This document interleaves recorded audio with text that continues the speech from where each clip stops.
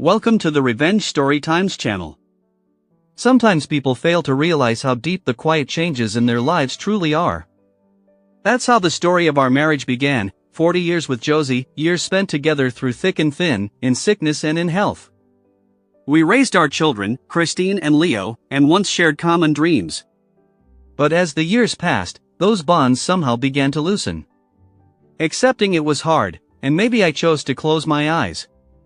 Before I dive into my story, if you don't want your life to be turned upside down like mine, subscribe to my channel to learn real lessons from the real stories we share every day, just like mine. Also, share your thoughts about the shocking truth I've experienced in the comments, and please show your support by liking my video.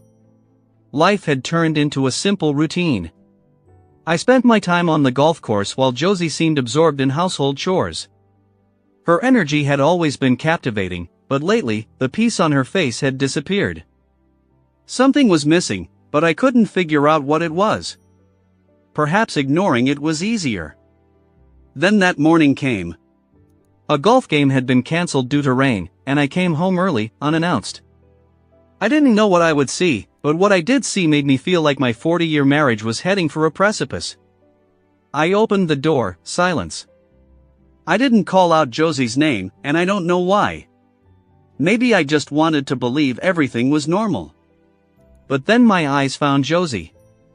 There she was, standing in the living room, wearing a pink silk robe, with a man much younger than me by her side. When they noticed me, there was a moment of silence. My eyes locked onto Josie. I knew every line on her face by heart, but in that moment, it felt like the woman I knew was gone, replaced by a stranger. Josie walked toward me, her face calm with a smile, attempting to kiss me, but I pulled back. Something inside me had shattered. "Have you lost your mind, Josie?" I asked in a cold voice. "I can guess where your mouth has been, but I don't want to know." Something changed in Josie's expression. The cheerful demeanor gave way to a sheepish look. "Ray, this is Luke, a friend," she said, her voice trembling but still trying to sound convincing. Luke stepped forward, looking confident. He placed his hand on my shoulder, and in that moment, a storm of anger erupted within me. But I didn't lose control. "Get out of my house," I shouted. "If I see you here again, it'll be your last time." The smug smile disappeared from Luke's face.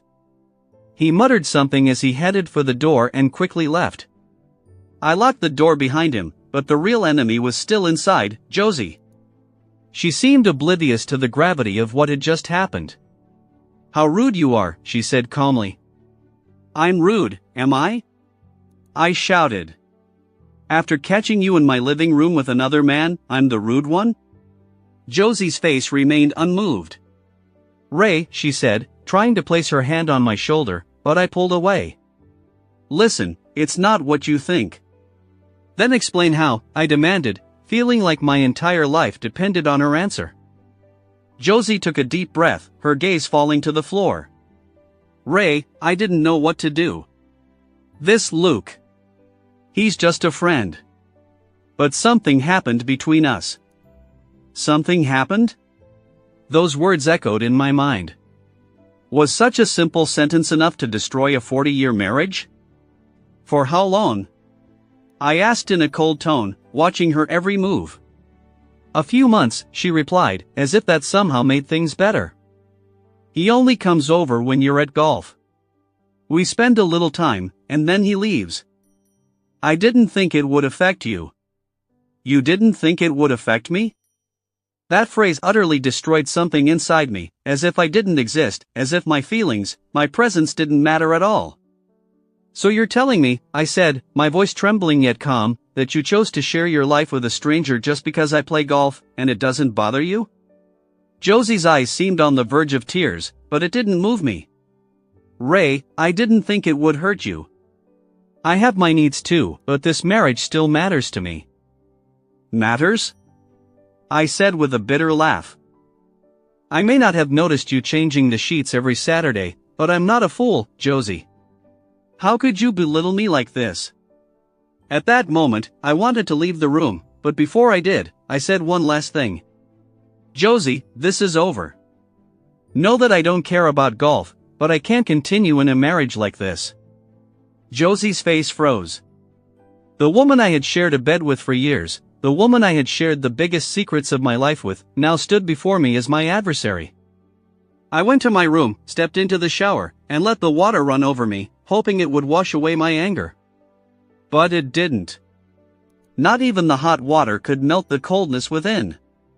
Drying my hair with a towel, I looked at my reflection in the mirror. A tired man stood there, my eyes aged, my shoulders slumped, but more painful than the sight was the deep wounds in my soul. Josie had felt something was missing in our marriage, but she never told me. Instead, she sought to fill that void with someone else. At that moment, I didn't just feel betrayed, I felt erased. In Josie's eyes, I no longer existed. I had become a shadow, not a part of her life. The next day, as I prepared for the 4th of July family gathering, Josie acted as if nothing had happened, smiling as she busied herself preparing for the guests. That morning, the air in the house was so heavy that even breathing felt difficult.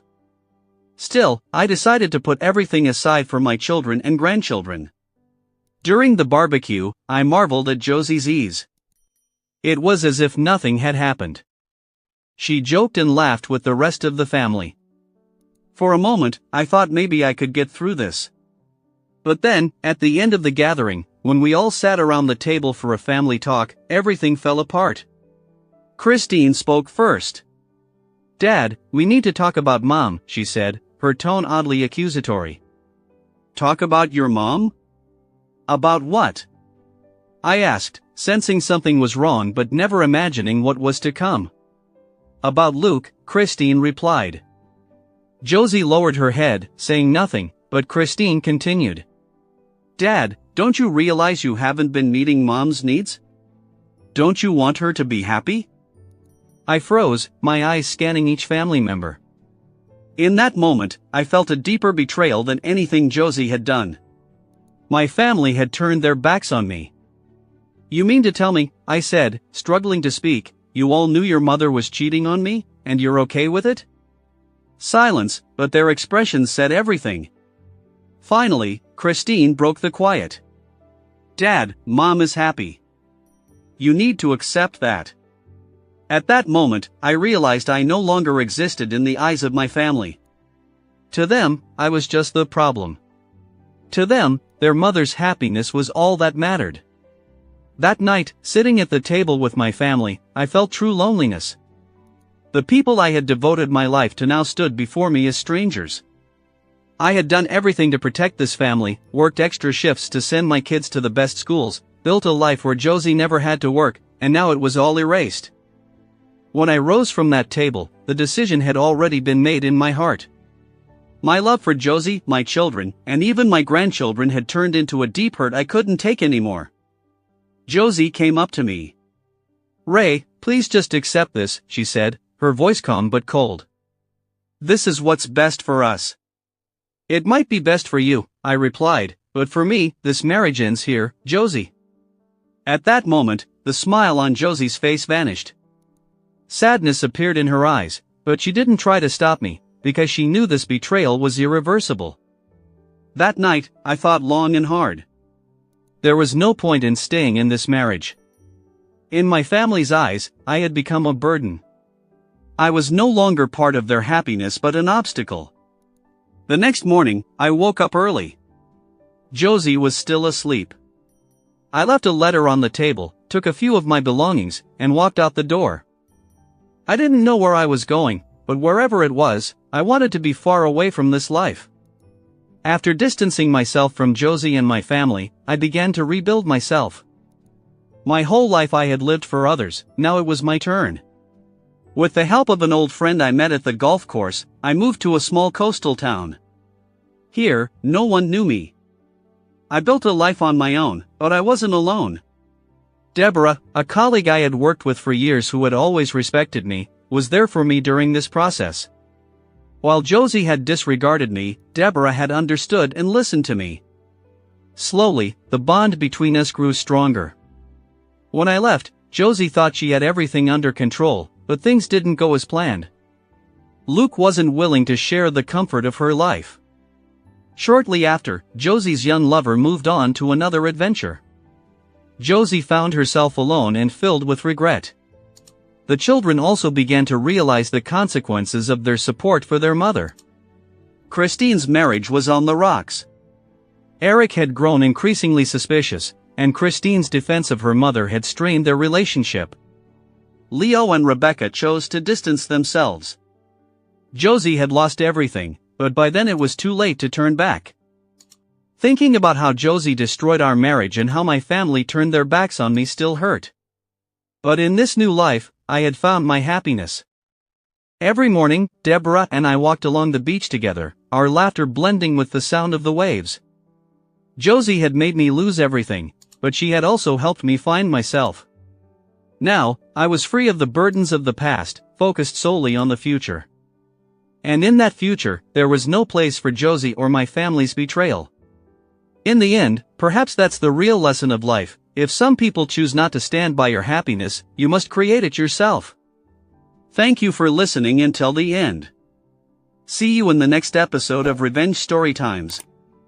Take care of yourself and your loved ones. Goodbye.